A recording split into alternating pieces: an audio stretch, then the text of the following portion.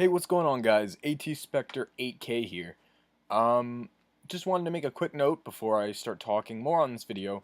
You may hear my air conditioning going on. It's kind of hot where I live currently. So if you hear it, just keep that in mind and, take it with a grain of salt.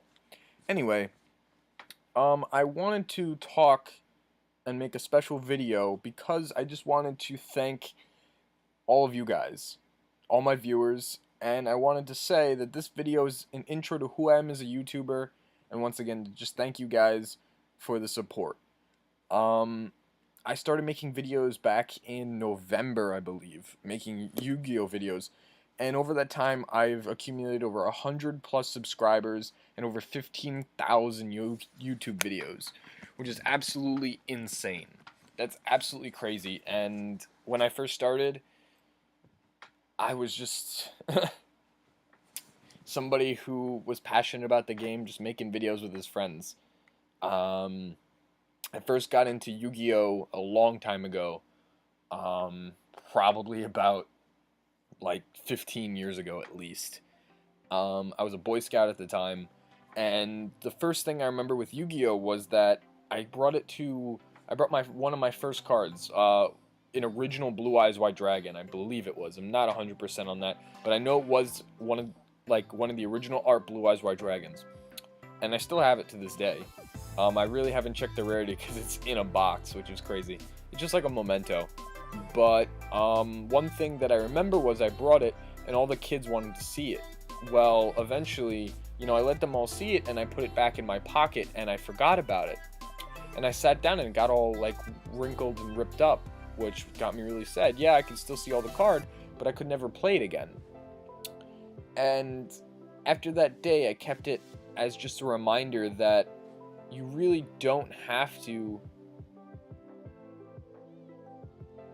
play with the cards that you have, and the cards can have, bigger meanings, I would think. Anyways, back to myself and who I am as a YouTuber. When everyone quit Yu-Gi-Oh, I stayed playing the game. I remember when I went into about 5th or 6th grade, and every single one of my friends, everybody I knew, Yu-Gi-Oh stopped being cool, I guess it would say. But I kept playing the game. I remember all my friends stopped playing, and they all were playing Pokemon and stuff like that, and everybody in the school, they were starting to be, like the popular kid, quote-unquote thing. I was never like that. I was always playing the game, doing my own thing. And as it went on, I know I got... Excuse me, I almost felt the sneeze coming on. I remember getting probably, midway through classes and stuff like that, I remember getting bullied for playing Yu-Gi-Oh! And for, just being who I was. And I was kind of a nerdy kid, kind of to myself, stuff like that. And I remember getting heavily bullied. And it kind of sucked, not gonna lie. But I stuck to the course, and I remember that a couple of my former friends, 5th grade, 6th grade, they're already dating girls. And it was just baffling to me. At 5th and 6th grade, I was like, I'm just playing Yu-Gi-Oh! Here, and you guys are dating girls. And I kept playing Yu-Gi-Oh! For years and years and years. And 2 weeks after they started dating, all these guys started breaking up with their girlfriends or vice versa. It was really crazy to me. But I remember, and this is coming up to the first time that I had to quit Yu-Gi-Oh! Unfortunately. I had a bad experience at my first ever OTS championship. And I remember it was a store, my mother had to drive me and one of my friends, half an hour and 45 minutes just to this one tournament. And I got cheated by tons of older players. They were just, every match I played against them, there was this one group of kids who would just watch the match between me and one of their friends, and they'd watch, my hand and stuff like that. And when I would play a card, they'd make fun of me, or they'd say mean things, and they'd just make me feel very uncomfortable. And I remember they stole half of my cards after a tournament because I let them look through my binder. And while they were doing that, a kid took my other binder from my backpack and took out a few cards. And I didn't catch him at the time, but I realized later that he did so. And after that bad first experience, I really stopped playing Yu-Gi-Oh! I was always going to the Yu-Gi-Oh! Duelist League at Toys R Us when I was really young. And it was really cool. You had to do some challenges, and they had like a person working there, and yes, Toys R Us, like I said. And you get like free pins, and you'd even get free packs of cards, and it was free to enter. It was really cool. But I remember that OTS championship really just made me stop. I stopped going to the Toys R Us. I stopped playing Yu-Gi-Oh! It was just a really bad first experience, and I really didn't want to play for a while. The first deck I remember building, because Yu-Gi-Oh! Going on to my first deck, by the way, this was when I got back into Yu-Gi-Oh!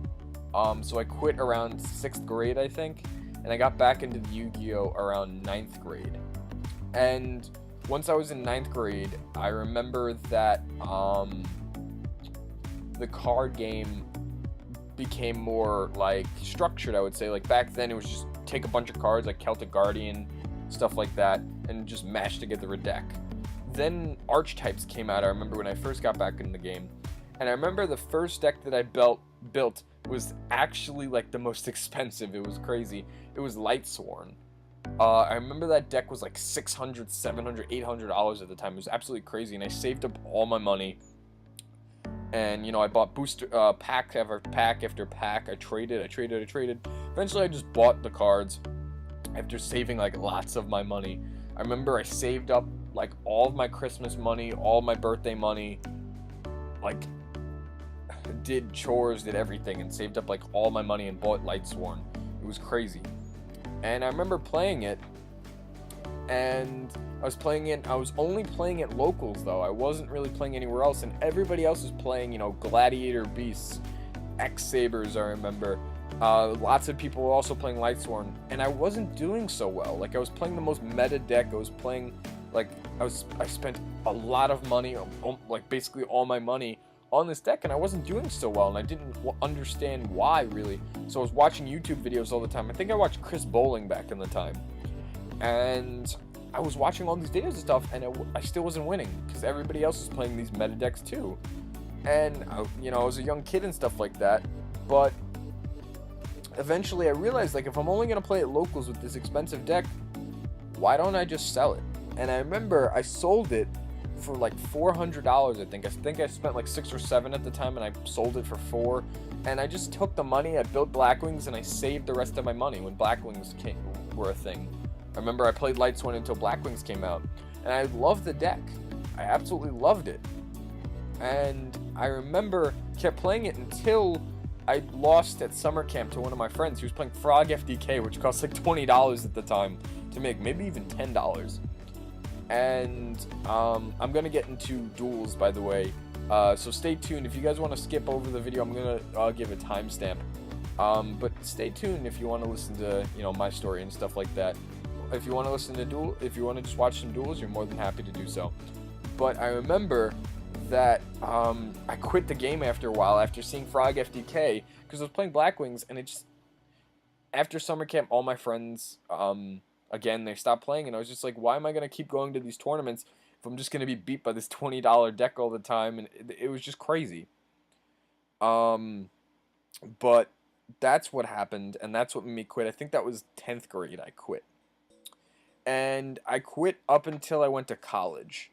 And I went to college, my freshman year, didn't play, but then I stumbled into a group going into like my last couple weeks of freshman year into sophomore year, and they happened to like the game I once did, Yu-Gi-Oh!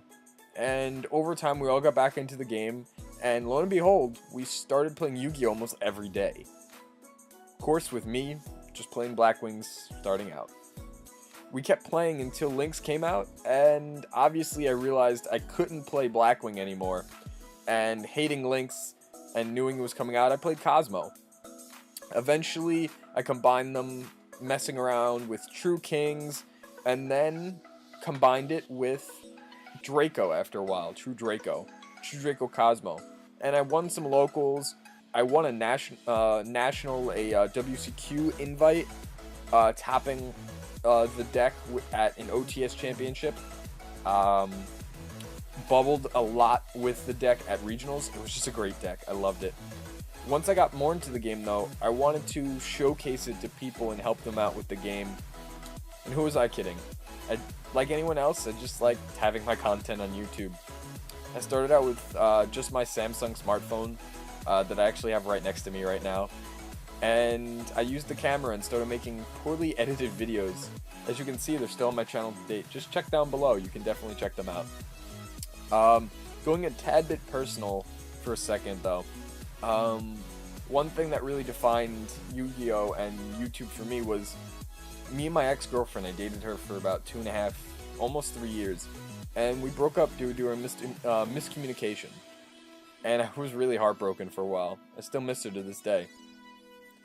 She was probably my best friend and a girl I loved very much. Yeah, I even wanted to marry her. I'm pretty open about that. I've told tons of people that, still on my Instagram account. Don't really care what people think about that. Didn't really care what people thought when she broke up with me. I just was me, you know? Yeah, I've grown as a person, but still miss her. Some videos on the channel were inspirational videos during that time in my life, all of which I have since deleted. Some of them were me in an emotional state, plus they were really poor quality content on a channel that I really want to be a Yu-Gi-Oh! Content-centric account. I'm a college graduate with a bachelor's degree. I'm going, yes, for more schooling in the fall. I've worked numerous part-time jobs and summer jobs in retail, government, healthcare, and everything in between, it feels like. I'm just a normal guy who likes showcasing a game he enjoys, playing with his friends who do it too. I'm not going to lie, I don't know how long I'll be making videos for. I don't know if I'll ever be able to give my viewers and subscribers, you guys, a set video release schedule, how long I'll be playing Yu-Gi-Oh! For due to my schooling and work. But I do know that I truly value the support I receive from every one of you guys. I've been recognized online and shouted out by big name YouTubers. Cough cough Simo, one of them. I've been messaged by fans and been mentioned on Yu-Gi-Oh! Discussions with some of you. I've even played a few YGO matches with fans and who were thankful to play Yu-Gi-Oh! With me, which is pretty crazy. Like I always might tell my friends and some fans I've met in person, I'm just a guy making videos of his hobby on the internet. I'm a human, you're all human too. Get your game on, I look forward to some new content coming out. Peace. And I hope you guys enjoy some dueling content that I'm going to have showcased right here. Thanks, guys. Hey, guys. Thanks for sticking through that whole entire video. Or if you didn't, welcome. This is me just doing some duels. I wanted to play mekk-knight. So I did some recordings. These are just ad-lib videos, me just playing online. I did like 5 in a row of mekk-knights. Just 5 matches in a row to get you guys as much content as possible. I didn't edit any of these videos. I didn't pick a video that I thought was better than the other. I didn't play multiple matches to get the best content. These are just pure matches, me playing them. As you can see, I'm playing against Blue Eyes. I love this deck. I've fallen in love with mekk-knight, especially with the Link. And I love pure mekk-knight, really. I'm not really the biggest fan of playing like what everybody else is playing and the meta decks and stuff like that. So I didn't really want to play Invoked mekk-knight. My friend really plays it. That's like he plays Invoked. I didn't really want to play Invoked. So that's the first replay I'm showing you guys. But I didn't really want to do that. I really wanted to play my own deck, my own take on it. I've always been like the guy to play different decks. Like I was playing True Draco Cosmo, True King Cosmo. I was playing Black Wings when Black Wings were like way unmeta. It was crazy. But I really love playing mekk-knights in particular. I love how they have like that shut down atmosphere where you can prevent your opponent from using monster spells or traps. Rescue Rabbit's a really awesome take in this deck because it can let you play first, because this deck has a problem going first, mekk-knights especially, by itself. Going second, the deck's just unbelievable, in my opinion. It's one of the best decks. So this is a cool thing that I've done. He used Fossil Dyna. Let me pause for a second. Fossil Dyna prevents me from special summoning monsters. One cool thing that I did was Fossil Dyna's at 1300 attack, so I can't use any of my cards. All my mekk-knight cards are basically Dunzo, but I drew an Avram, who's normally a brick, especially with Rescue Rabbit. However, in this instance, not making it up, I drew an Avram, a 2000 attack monster, was able to get the Fossil Dyna on the board and able to continue.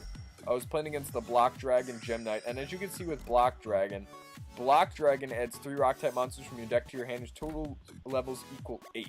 Really crazy. And his thing is, Rock-type monsters you control cannot be destroyed except by battle, which is also really cool to note. So I made the Jack Knight, the purple, went into Morningstar, who's absolutely a broken card. Made my copy of mekk-knight red, and then set up a really cool board with a copy of World Legacy Secret and Key to the World Legacy, which I should have flipped up in hindsight. My opponent has Designated from the Grave. That's all he has down there. But I wish I would have flipped this up because I could have got the blue sky back. Really? I have blue sky, yeah. I could have got the blue sky back, and I could have negated traps. And the next turn I would have been negating monsters and traps. Brilliant Fusion comes out. In hindsight, maybe I should have taken the one that negates the spell cards, which would have helped.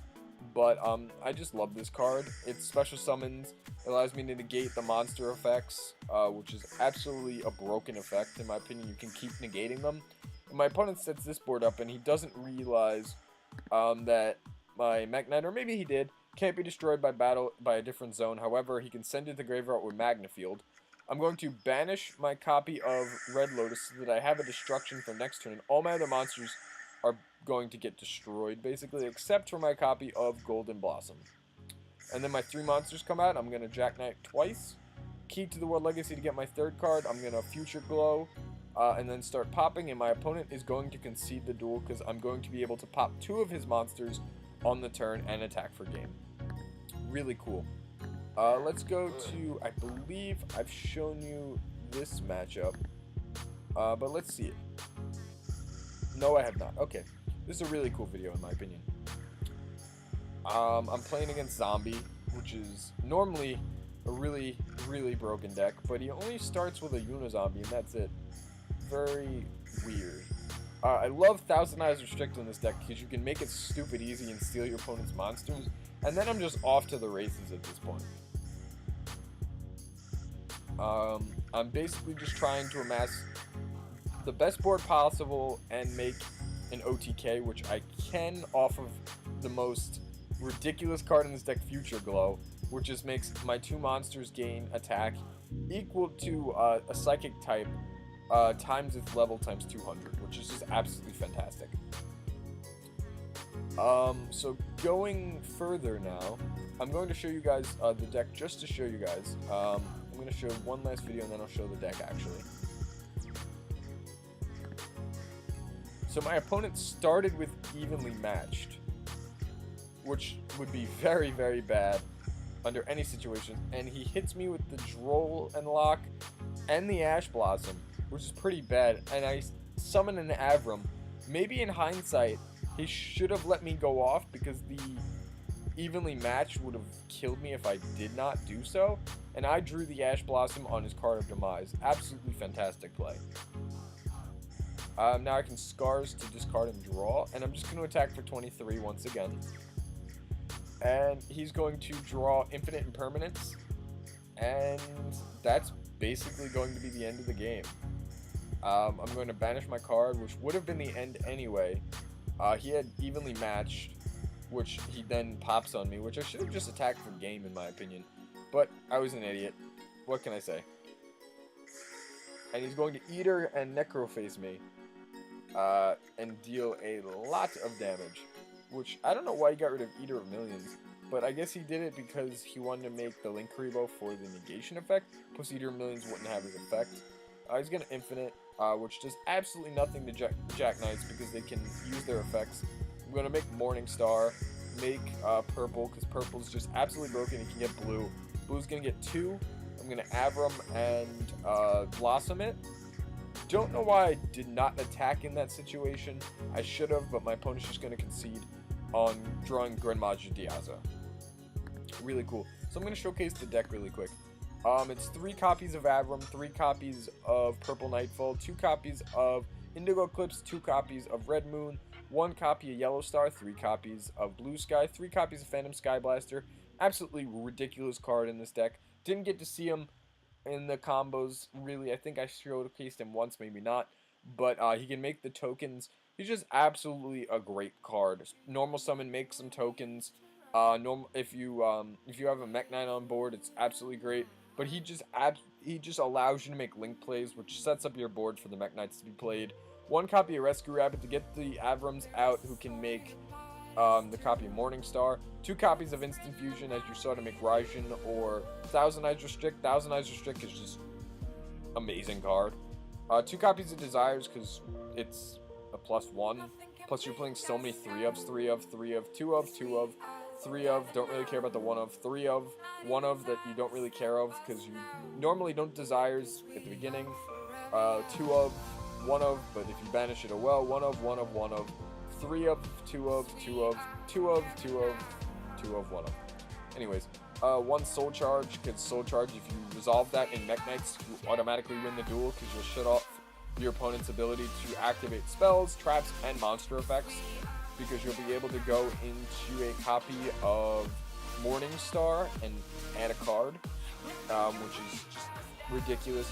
And you can actually make Morningstar and a copy of World Scar turn 1, which is just an amazing. Actually, it's your turn 1, but your opponent's turn 2. And if you can make Morningstar and Spectrum Supreme and have some mekk-knight support, like a purple banishing himself, you can just attack for 3,000, have the protection, and just basically win the duel if they can't out this. Which they have to put him in the correct zone, and you can just purple nightfall him away, which is awesome if you have him on board. Anyways, 1 copy of Reasoning, because there's so many different levels in the deck. One person called it right all day, and I still won the duel. But I think that was earlier, and I didn't save the duel, unfortunately. 1 copy of Upstart, because you can set it and then activate it. It's a +1. Or it's an even card. 1 Monster Reborn, because everybody likes special summoning from the graveyard. 3 copies of Memory. Memory, the key to this effect is that you cannot special summon monsters except mekk-knight monsters for the rest of this turn after you activate this effect. So what you do is you normal summon first, and then you activate this card. You get a purple Nightfall, because purple Nightfall is the starter. You banish purple Nightfall, get something else, and then you can do your plays. It's just a great starter. 2 copies of Key to the World Legacy to add. Oh my god, I have the hiccups. Oh boy, I'm sorry. Oh boy. That's crazy. Humans have hiccups, so whatever. But the key to this effect is that you can negate trap cards. Negate anyone that activates in the same zone as a mekk-knight monster, which is great because you can kill Altergeist, you can kill True Draco, you can kill Evenly Matched, you can kill every trap card, you can kill Solemn, even because it's negated. It's fantastic. 2 copies of Future Glow, as you saw in the video, makes your monsters just gigantic beat sticks, even more so. 1 interesting card, Pinpoint Landing, because you can special summon all these mekk-knights from your hand, and then it's just a +1, plus it's a continuous, so you can set it, then activate it. It's just a great card. The 2 copies of the Field Spell, which I really like. You can discard 1 to correct your hand, to draw 1 a little bit. 1 effect that I don't really use, but it's really awesome, is that if you banish 8 mekk-knight monsters with different names from your graveyard, you can send your opponent's entire hand and extra deck to the graveyard. It's just a broken effect if you can resolve it. And I play 1, 2, 3, 4, 5, 6, and then 7, 8, 7, and then 8. So unfortunately, we don't play a lot of mekk-knight options, but if you can manage to get this effect off by getting all 8 ones into the graveyard, it's just a hammer show. Like, if you can get that turn 1, it's just a blowout, in my opinion. I don't know how you're going to do that. Don't ask me. It's very hard to do. I've seen it once happen. I think I've done it once, turn 1, but it's very hard to do. You nuke your opponent's whole hand, and you nuke their extra deck. I can do it turn 1 on my first turn, not my opponent's, if I draw the right hand. 1 copy of Whisper, just because it can negate spell effects, and it gains your monsters 1,000 attack and defense. And this card is just the MVP of the deck. If this card was a spell card, it'd be absolutely the most broken spell card. In Yu-Gi-Oh!, it's already a pretty broken trap card. You can target one level 5 or higher mekk-knight in your graveyard. Special summon, well, it's any monster. Special summon it. When this card leaves the field, destroy that monster. Negate any monster's effect that activates in the same column as a mekk-knight monster you control. If this card was a spell, it'd be a blowout. Because what you do is you make mekk-knight Morningstar, discard a mekk-knight monster, and bring it right back the next turn with this. So what you do is you search secrets off of it, and you bring that same monster back.